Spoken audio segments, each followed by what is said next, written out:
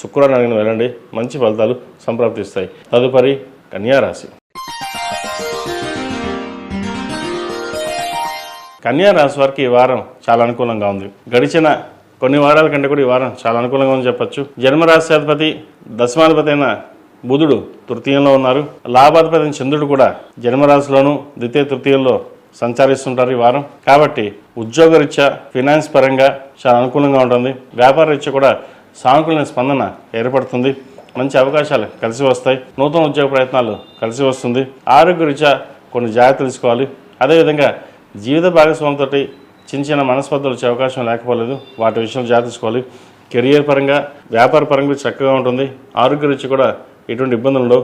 అయితే immunity power తగ్గి ఉండడం వల్ల కాస్త జలుబు దగ్గు ఇవి వస్తూ ఉంటాయి. ప్రస్తుతం శీతాకాలం కాబట్టి ఇది కామన్గా వచ్చేది.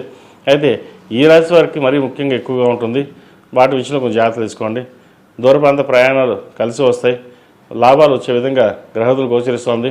కష్టం తగిన ప్రతిఫలం ఉంటుంది. భాగ్యాధిపతి ద్వితీయాధిపతి అయిన శుక్రుడు తృతీయంలో ఉన్నారు. అనుకోని అవకాశాలు చేతికి అందడం అనేది చెప్పదగిన సూచన. అదేవిధంగా సాఫ్ట్వేర్ రంగంలో ఉన్న వారికి చాలా అనుకూలంగా ఉంది. అడ్మినిస్ట్రేషన్ రంగంలో ఉన్న వారికి చాలా అనుకూలంగా ఉందని చెప్పచ్చు. నూతన వ్యాపారం ప్రారంభించాలని చూస్తారు. భాగస్వామి వ్యాపారాలు కలిసి వస్తాయి. చక్కగా జాతక పరిశీలన చేసుకుని భాగస్వాములది ముందుకు వెళ్ళడం చెప్పదగింది. అదేవిధంగా సినీ కళారంగాలకి అనుకూలంగా ఉంది. ముఖ్యంగా రాజకీయ నాయకులకు ఈ వారం చాలా అనుకూలంగా ఉందని చెప్పచ్చు.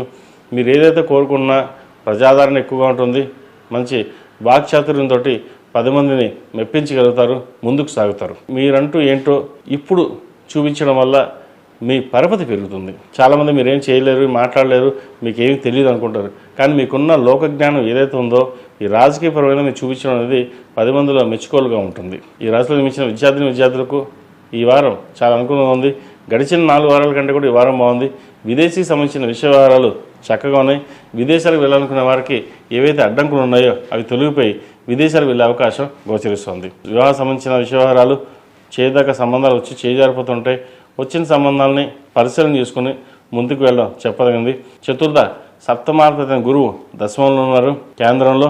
అయితే కెరియర్లో కొన్ని అవాంతరాలు చోటు చేసుకుంటూ ఉంటాయి. అవి మీరేవి పట్టించుకోవద్దు. మీ రాష్ట్రాధిపతి బలంగా ఉన్నంత వరకు మనం ఎవరు ఏమి చేయాల్సిన అవసరం లేదు. ప్రస్తుతం గడిచిన వారం కంటే ఈ వారం రాష్ట్రాధిపతి చాలా బలంగా ఉన్నారు. మీరు ఏదైతే అనుకుంటారో అది నెరవేరే అవకాశం గోచరిస్తోంది. అదేవిధంగా ఈ రాశిలో జన్మించిన స్త్రీలకు చక్కగా ఉందని చెప్పచ్చు. వృత్తి ఉద్యోగాలు అనుకూలంగా ఉన్నాయి. కాస్మెటిక్స్, బ్యూటీషియన్స్, సినీ కళారంగాల వారికి చాలా అనుకూలంగా ఉంటుంది. సినీ ఫీల్డ్లో ఎంటర్ అవుదాం అనుకున్న వాళ్ళకి అనుకూలంగా ఉంటుంది. అయితే కష్టం తగిన ప్రతిఫలం చాలా తక్కువగా ఉంటుంది. కష్టపడాల్సి వస్తుంది. అదేవిధంగా వైద్య వృత్తులు ఉన్న వారికి, లాయర్లకి చాలా అనుకూలంగా అని చెప్పచ్చు. ముఖ్యంగా పోలీస్, ఐఏఎస్ కానీ ఐపీఎస్ కానీ ప్రిపేర్ ఎవరైతే అవుతున్నారో వారికి చక్కగా కాలం కలిసి వచ్చే విధంగా గ్రహతులు గోచరిస్తున్నాయి.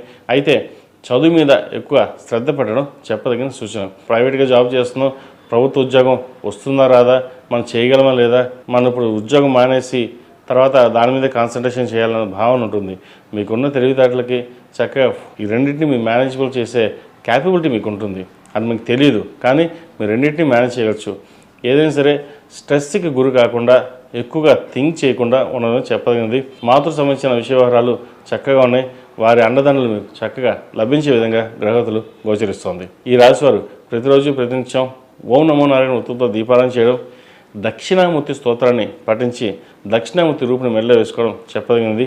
అదేవిధంగా కుదిరితే దక్షిణామూర్తి పాశుపత హోమం చేయించడం చెప్పదగిన సూచన. ఈ రాశిలో మించిన వారికి కలిసి వచ్చే సంఖ్య 5, కలిసి వచ్చే రంగు లైట్ గ్రీన్. ఏదైనా పని మీద బయటకు వెళ్ళినప్పుడు బుధవారం కానీ శుక్రవారం కానీ వెళ్ళండి, మంచి ఫలితాలు సంప్రాప్తిస్తాయి. తదుపరి